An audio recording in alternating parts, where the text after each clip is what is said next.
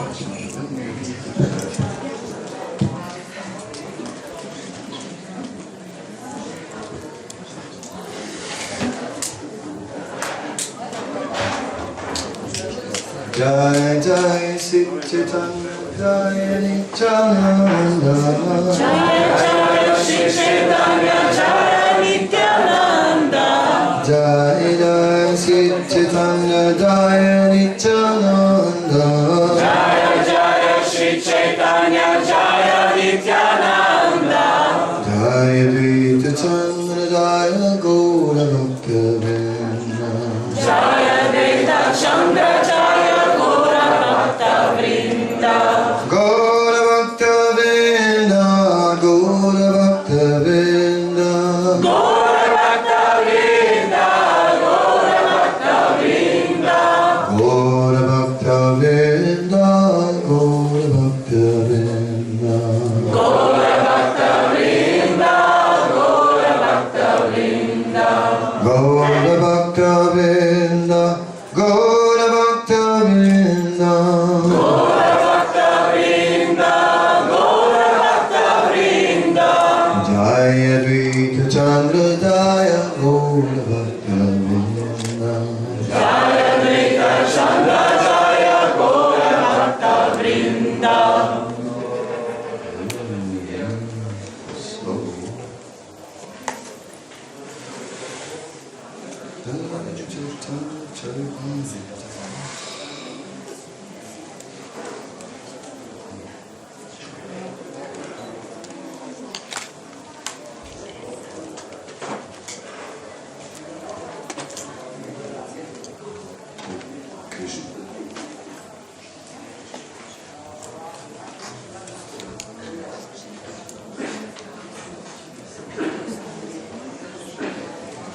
Daksin Gaman Prabhurati Vilakshana Sahasra Sahasra Tirtha Kaila Darshana.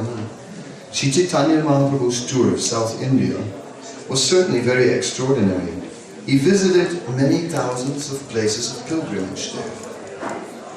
Say Savatirtha Sparsi Mahatirtha Kaila Sri Chale Sedeshe Loka Nistarila. On the plea of visiting all those holy places, the Lord converted many thousands of residents and thus delivered them. Simply by touching the holy places, He made them into great places of pilgrimage.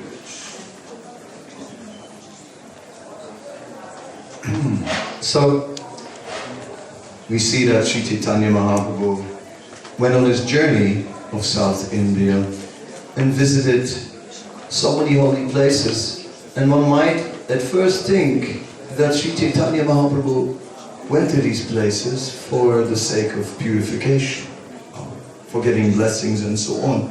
But, of course, the Supreme Lord is the source of all blessings. He is the Supreme Pure, and whatever He comes in contact with becomes purified. Therefore, purification is not complicated. When we think, how do we get purified, it's not difficult. It's not like we have to break our head on this topic from how do I become purified. It is simply a matter of associate with Krishna. And the more we associate with Krishna, we automatically become purified. There's no question of not becoming purified when we are in touch with Krishna. Alright. The purification may take some time, that is true. But it will happen. Just like it is said that Nam Nam Javati Shakti Papanirharane Hare, that by the power of the holy name, all sinful reactions will just run away. And it is said that by chanting Hare Krishna once, we become purified of more sins than we can commit in a lifetime. So think about that for a moment.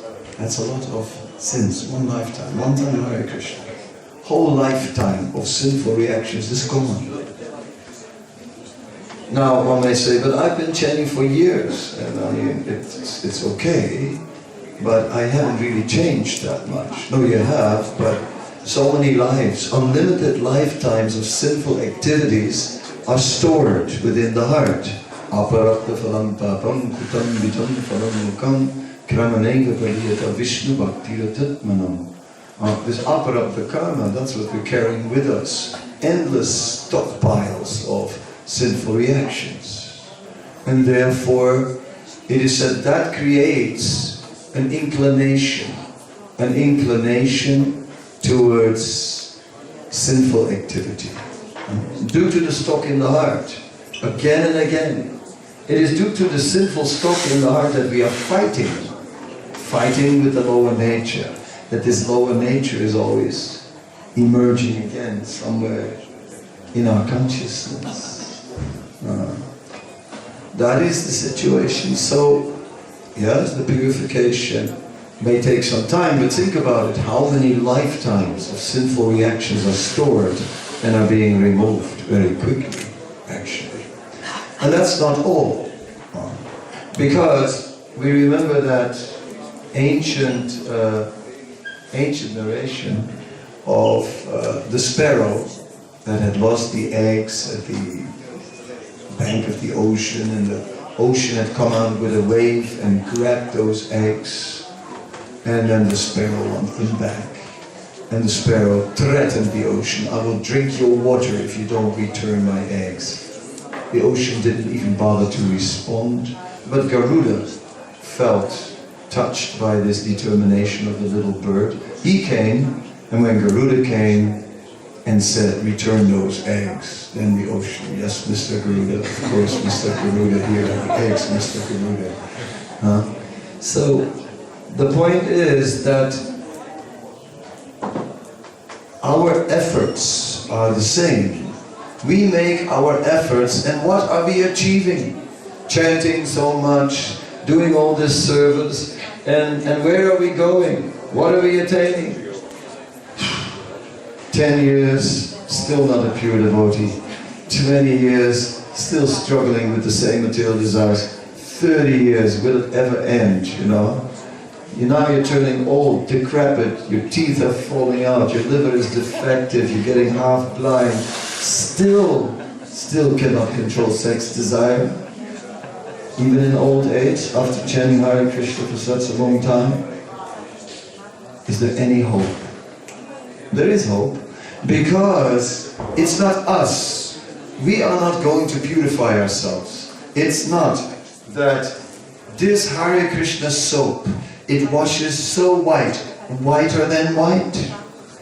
This Hare Krishna soap is so powerful, it can get rid of any stain of dirt in your clothes. Sparkling white. Now then we think we are the doer. Then we think that we are actually, by our activity, becoming purified. Whereas the truth of the matter is, it is Krishna who is purifying us. Sarva dharmam paitya mamekam saranam vraja aham tam sarva papevyo mokshayashyami masucha. Famous verse, many of us know. Now this verse from the Bhagavad Gita, from one of the last verses of the Gita, is saying, "Give up all varieties of activity and just surrender unto me. Then I will take away all the reactions to all these sinful activities. Do not fear. Do not worry."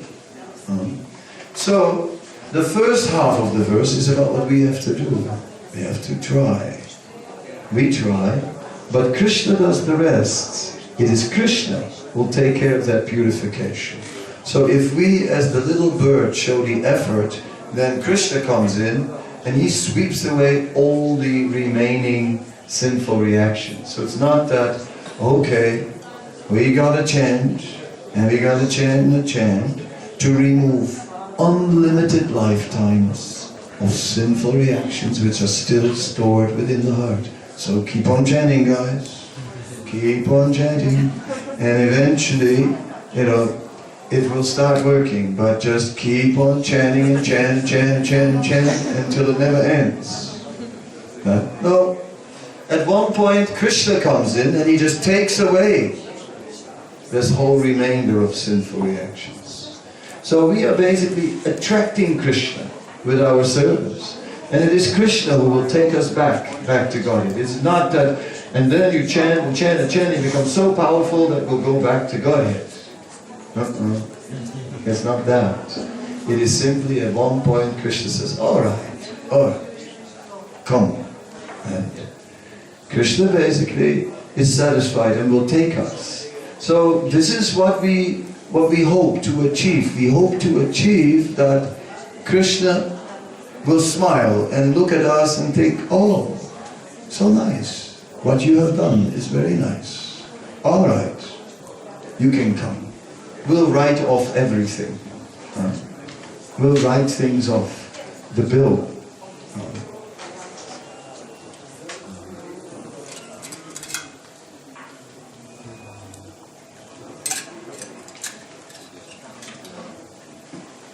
I one time went to this restaurant. It's called a stingy restaurant. It's like you put your order and then what you get is a really small plate. And you look at it, is this it? Is this what I ordered? Right? So you know it's not going to do the job. So it's sort of looking like, okay, well, bring some of that also then. You know. Then they bring that again. A really small plate. You know, he's still not satisfied, and while eating, you order something more, and so on, and then in the end, there's the bill. Right? They come with the bill, and it's an extreme bill, serious bill. And you go, wait a minute, you know, this is cheating. We didn't have all these things. No, we didn't have all these things. No, you're cheating. And he said, no, you had it, you know, see? It came on this plate. Okay, we had that. But that we didn't have. No, you had that also. So in the same way, the karma bill is also like that. We will swear, I never stole anything. Are you sure? Are you really sure you never stole anything? Never? So it's all there on that bill. So we will be shocked when they present us with the bill. We will be shocked. But then, once we turn to Krishna, then Krishna comes and Krishna just said, okay. At one point, he'll rip up the whole bill. So Krishna will remove karma. Srila Prabhupada oftentimes spoke about how there are the diminished karmic reactions and gave the example of the fan that is switched off, and although we are devotees, it's still spinning, but we get diminished reactions. To Giriraj Maharaj, Prabhupada gave another explanation, and he said that not only is there diminished reaction, but Krishna is personally taking charge of all that karma that is released. Because once we take up devotional service, Krishna is personally involved with our spiritual life. So Krishna is sort of supervising it. All right, let that go, let that go, let that go. But Krishna also interferes sometimes. When you were supposed to suffer on Friday the 13th, right? It doesn't come. It doesn't come. Suddenly Friday the 13th is your lucky day. Oh yes. But it may come 2 years later, or it may not come at all. In other words, Krishna is also involved in the equation. He also decides what reactions we will get, what we will not get. Besides that, he allows these diminished karmic reactions just to go on. But he can interfere any moment, and he is involved with it. It's not we're left alone with our karma. So ultimately, Krishna is the doer, and Krishna is the purifier, and therefore we do not need to get mental. Will it ever happen? We do not have to have that doubt. Yes, of course. I believe in Krishna consciousness. No, absolutely. Prabhupada, yes. I believe in the Bhagavad Gita. I believe in the Bhagavad Gita. I believe in Srimad Bhagavatam. Oh yes, Srimad Bhagavatam, I'm a believer. Yes, Bhagavatam, I'm with you. Oh yes, this is the truth and nothing but the truth. I have only one doubt. only one. And that doubt is, will I be able to do it? That's my doubt. That is my doubt. Will I be able to do it? Whatever is in these books, it's true, but will I be able to do it? No, you don't believe in the books. You have no faith at all in the Bhagavad Gita. You call yourself a believer. Kadamba, Kanana, Swami looking in the mirror. You are not, because you don't believe that the Bhagavad Gita will automatically purify you. You don't believe that it will happen. You think that your conditioning is stronger, is a greater power than the power of the holy name. I am so far. You can't believe it. I am so sinful. I am just, it's impossible to purify me. See? That's basically a message of no faith. No faith in the holy name. No faith in the words of the Lord. Even the symbols on Krishna's lotus feet are encouraging us to overcome this mental state. Because the symbols on Krishna's lotus feet, they include various symbols. One is a stick used to control an elephant. It has a hook and a point. Like in India, see a big man walking, or a little man walking with a big elephant, and somehow or other, this elephant follows this big man. It's controlled by this little man. How is it possible?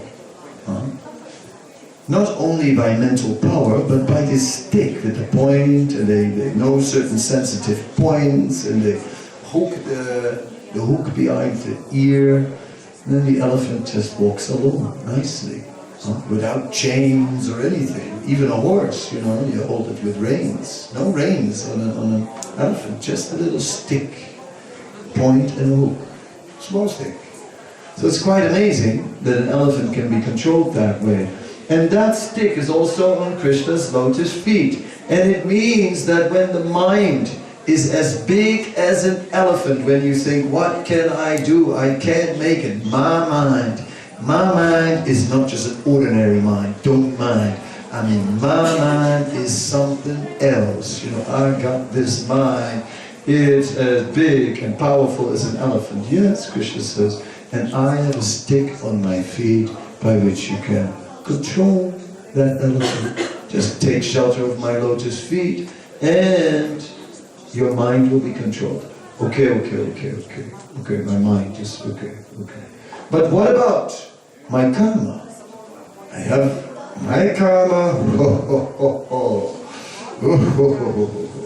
If I start to tell you about my karma, no, it's like somehow or other I am always the one who is, you know, it's just not going to work for me. It doesn't, because my karma always gets in the way. I know, it's always been like that. You may not believe it, but you know, whatever I try, it fails. And that's my karma. What can be done? So I know, also in Krishna consciousness, I'm going to fail because I always fail in everything. I failed all the exams in school. I failed my driver's license. My marriage failed. You know, everything failed. Right? My whole life failed, and I know I'm going to fail again. Okay, maybe there is time for a little bit of psychotherapy or something like that. But anyway, but what about if you really have bad karma? What about it? What are you going to do? Can you be saved from that bad karma? Krishna says even he has a thunderbolt on his lotus feet. And why does he have a thunderbolt on his lotus feet? Just to indicate that even if your karma is as big as a mountain, insurmountable, you cannot get over this mountain of karma, I have a thunderbolt. Finish your mountain. Crash it to pieces. There you go. So, in other words, we take shelter of Krishna. Everything, every obstacle can be overcome. There is no obstacle that is in the way. So this whole logic of I believe in Krishna consciousness, believe in Prabhupada, believe in the books, believe in everything except in myself is another type of of not believing in Krishna, not believing in the power of Krishna, not believing in the power of His mercy, the power of His name, and so on. Krishna will purify us. Therefore, it always works. All we have to do is turn to Krishna, nothing else. As simple as that. And say, yeah, but that is so difficult. That is just so difficult. How can I turn to Krishna? Man, it's like, it just very hard. Okay, so we can help ourselves. Huh? We can see there's a chapter in the Krishna book, chapter 70, and it's a nice chapter. It is called Krishna's Daily Activities. And in that chapter, Krishna describes how early in the morning, when he rises, the first thing he does is looking at auspicious things. The statues of cows. They open their eyes and like, cows, nice. Right? Krishna is seeing auspicious paraphernalia. Finally, some brahmanas come. Krishna is glorifying the brahmanas and gives some charity to them, and only after that, then he meditates for a while. And he meditates on the Supreme Personality of Godhead for a while. So he's meditating on himself for a while. What can he do? But he meditates for a while, and only after that he takes a bath, and then he gets involved in giving charity and all these things. So anyway, the point is that Krishna also helps himself. He also gives an example by showing you surround yourself by items that remind us of spiritual life. Yes. So, yes, I mean, a house is not a house. For a Vaishnava, a house cannot be a house. A house should be a bhajan kutir. I am working on a book, and in that book there is a chapter which describes how Vrindavan exists, of course, in the spiritual world, Golok, and how that same Vrindavan, by the mercy of Krishna, is also manifest on this planet Earth. And then there is a third place where Vrindavan is also present, and that is the internal Vrindavan. So in the book, we're going into the internal Vrindavan. And basically, somehow or other, in this Vrindavan, I'm also there. I mean, not by my own qualification, but by the mercy of my spiritual master, who is just very kind, and who is ready to overlook, any fault in anyone. So therefore, somehow or other, I'm there. I am living there in that place, in a little hut, because I'm a poor man. I don't have many spiritual assets, so I'm living in like a poor little hut. But I like to call it a bhajan kutir. The walls and the roof are made of sravanam, kirtanam, smaranam, of hearing, chanting and remembering. But because I'm poor, there are cracks in the walls, and the mundane, and the roof, and the mundane influences of the 6 enemies, Kama, Krodha, Lobha, Moha, Matsarya, Mada, or lust, greed, anger, madness, illusion and envy are slipping through the walls of my bhajan. I'm living on the bank of a river. This river is the stream of my thoughts, right? And what can I do? I'm depending on that river. I can't live without this river. I'm forced to take bath in this river. Now I have to watch out because there are heavy currents in this river also. And if I go along with these currents, there are waterfalls and sharp rocks of Vaishnav apparat, and you can really get injured there. So I'm careful. I'm staying close to the shores of sadhana bhakti and Vaishnav etiquette. In my cottage, in my bhajan kutir, there are 2 exits, one on the eastern side and one on the western side. On the western side is Gokul. Krishna lives there. And people come from there along my path and so on. But I don't have a complete open view towards Gokul because there are some hills in between and trees that block my view. But if I climb the mountain of Srimad Bhagavatam, it gives me lookout posts by which I can directly get a direct view of Krishna. On the eastern side is Svetadweep, the land of Lord Chaitanya.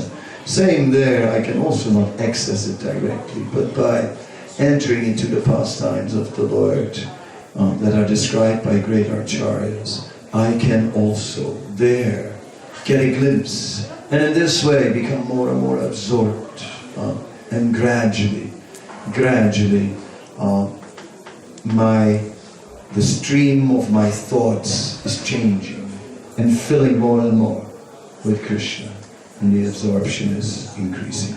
Alright, that's a chapter in my book, and it just goes on and on and on from there. Many more things are in there. The point is so, yes, we are encountering our own limitations in spiritual life. That is and these limitations again and again are holding us back, and that is our inner defeat. We can all be externally happy, Rath Yatra, nice prasadam, nice this, nice that, but then there's also a time we reach our own internal wall, our limitations, and yeah, that's where we get a little bit discouraged, and that's where the doubt begins. That's where the doubt comes from. Am I gonna make it? Am I actually going to? Oh, it's almost 12. And time flies. Am I gonna make it? So it's not surprising that we may at times have such feelings of doubt in our own performance, but yet knowing that Krishna is the supreme pure, we go forward. There is no doubt that Krishna has the power to purify anything and anyone. When Lord Chaitanya went around the different holy places in South India, all these places did not just become purified from all the karma that was stored there by the pilgrims who take baths and dump their sinful reactions there. Not only did Lord Chaitanya purify these holy places, but more so, Lord Chaitanya made these holy places even more potent. These holy places, by his visit, became renewed. And the amount of mercy that was available there increased manyfold. Previously, great transcendental pastimes had taken place there, but now the Supreme Lord in his most merciful form was touching all these holy places. And therefore now these places were even more purified.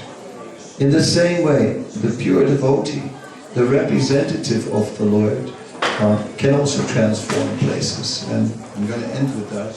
I'm sorry I was sort of away from time, and then suddenly I got a reminder.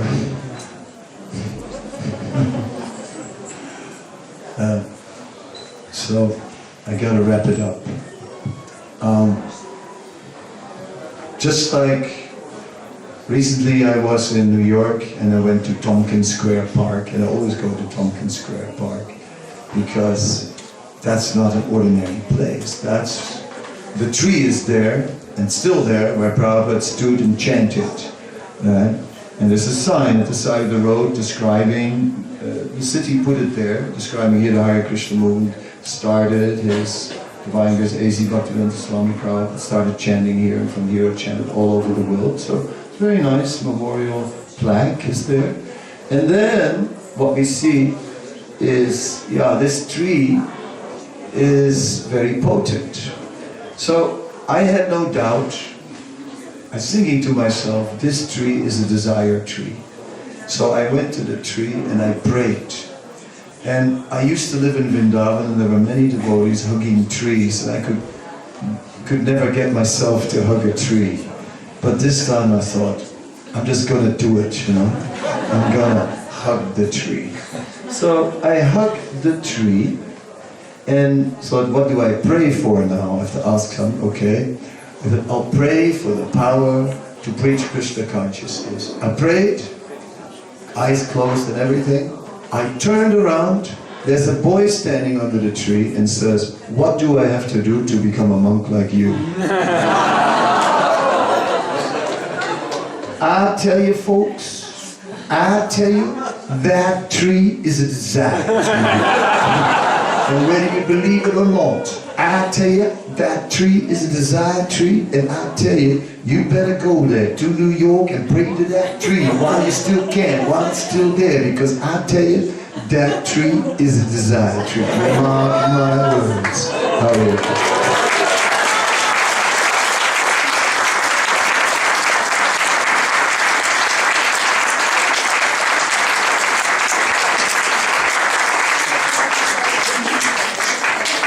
And why is it a desire tree?